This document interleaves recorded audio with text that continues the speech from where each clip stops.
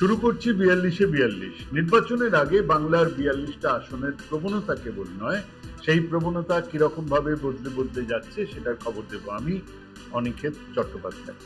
আজ ব্যারাকপুর শিল্পাঞ্চল। ব্যারাকপুর শিল্পাঞ্চলে ওই স্বাধীনতার ঠিক পরেই ভারতীয় জনসংঘ ১৯৫৭-তে ২ নম্বরে ছিল, এবং সেটা ওই এলাকার হিন্দিভাষী শ্রমিকদের কল্যাণে। কিন্তু ততদিনে কমিউনিস্ট পার্টির নেতা কর্মীরা শ্রমিক মহল্লায় ঢুকে পড়েছেন এবং সব থেকে আগে মুছে গিয়েছিল ওই জনসংঘ তার ভোট। কিছুদিনের মধ্যেই ১৯৬২-তে এই আসন থেকে জিতে দিল্লি গেলেন রেণু চক্রবর্তী।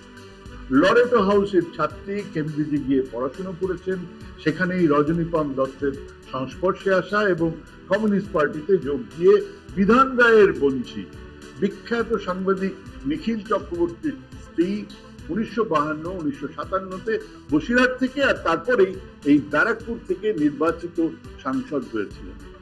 ৬৭ আর ৭১-এ হারলেন। ততদিনে সিপিআই ভেঙে সিপিএম তৈরি হয়েছে। শ্রমিক নেতা মোহাম্মদ ইসমাইল ছিলেন শ্রমিক মহল্লার অনেক কাছের মানুষ। উনি হারালেন সিপিআই প্রার্থী রেণু চক্রবর্তী।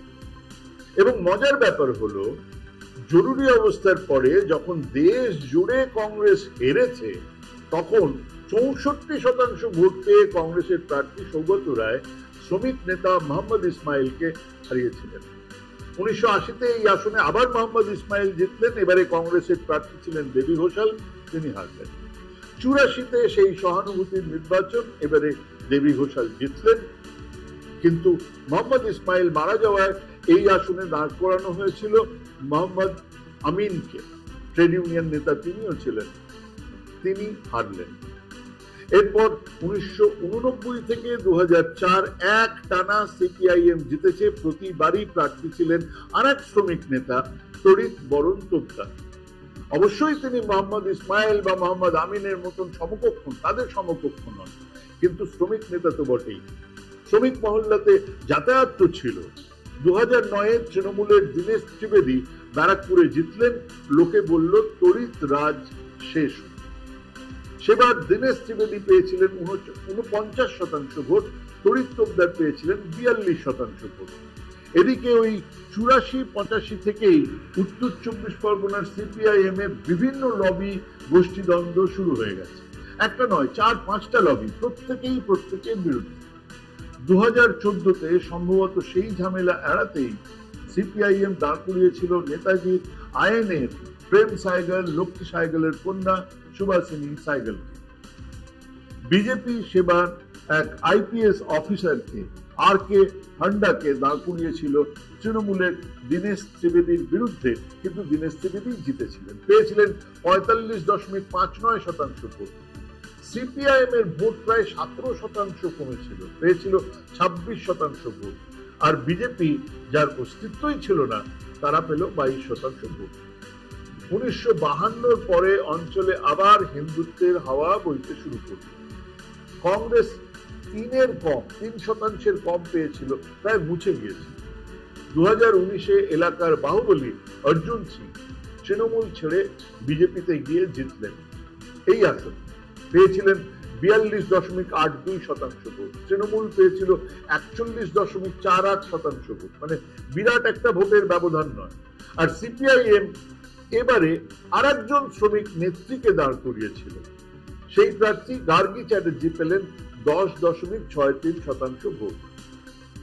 ১৫.২৯% ভোট কিন্তু কমেছিল। তার মানে সিপিআইএম এর একটা ভালো ভোট চলে গেছে ওই বিজেপির দিকে, শ্রমিক মহল্লার ভোট গেছে বিজেপির দিকে। এবারে দলত্যাগ, দলে ফেরা ইত্যাদি বহু নাটকের শেষে ব্যারাকপুরে অর্জুন সিং আবার বিজেপির প্রার্থী। তৃণমূলের প্রার্থী এই অঞ্চলের মধ্যেই নৈহাটির বিধায়ক পার্থ ভৌমিক, আবার সিপিএম এর ওই শ্রমিক অঞ্চলে এক অভিনেতাকে প্রার্থী করেছে। আবারও সম্ভবত দলের ভেতরে সমস্যা মেটাতে এবার প্রার্থী দেবদূত ঘোষ। পার্থ ভৌমিক বিধায়ক, মন্ত্রী, সংসদীয় অঞ্চল তার কাছে নতুন নয় এবং তাকে বেশ পরিকল্পনা করেই এগোনো হচ্ছিল।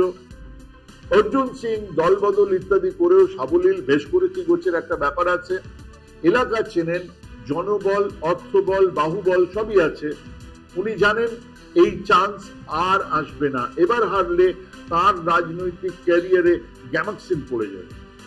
অন্যদিকে বাংলা টেলি সিরিয়ালের সিনেমা এক অতি ভদ্র সৎ অভিনেতাকে এনে এমন জায়গাতে দাঁড় করানো হলো যার মাটিতে তিনি বেমানান। এক বিশাল শ্রমিক অঞ্চলে, অবাঙালি শ্রমিক অঞ্চলে রাজনীতির অভিমুখে বিরাট বদল না হলে এক কমিউনিস্ট পার্টির এরকম প্রার্থী দাঁড় করানোর সিদ্ধান্ত নেওয়ার কথাই নয়। তাই লড়াই একেবারেই বিজেপি আর তৃণমূলের ভেতর, কিন্তু লড়াই কাটে কাটার যাকে বলে। এই সংসদীয় অঞ্চলের 7টা বিধানসভা আসনের মধ্যে আমডাঙ্গা, বীজপুর, নৈহাটি, জগদ্দল, নোয়াপাড়া, ব্যারাকপুর এগুলো আছে তৃণমূলের কাছে, এবং ভাটপাড়া আসন রয়েছে বিজেপির অর্জুন পুত্র পবন সিং এর দখলে। 2011-তে এই লোকসভার মধ্যে বিধানসভাগুলোর নির্বাচনে তৃণমূলের ভোট ছিল 2021-এ 46.4%, বিজেপির 37.7%, আর সিপিআইএম সহ বামেদের ভোট 5.6%, আর কংগ্রেসের ভোট 2.3%। তৃণমূল প্রায় 1 লক্ষ বেশি ভোট পেয়েছিল 2021-এ। তারপর এই সেদিন পর্যন্ত অর্জুন সিং মা, মাটি, মানুষ আর মমতা ব্যানার্জির গুণগান করেছেন। এলাকার মিউনিসিপ্যালিটি প্রায় সব তৃণমূলের দখলে। সব মিলিয়ে অর্জুন সিং এবারে কোণঠাসা অবস্থায় আছেন। এবং সবচেয়ে বড় কথা হলো 2019-এ এমন কিছু বিরাট মার্জিন ছিল না তার, কাজেই এবারের লড়াই আগাম খবর দেওয়া অসম্ভব। অর্জুনের পক্ষে তার বাহু আর অর্থবল, বিপক্ষে তার দলবদলের ইতিহাস আর ভাঙাচোরা সংগঠন।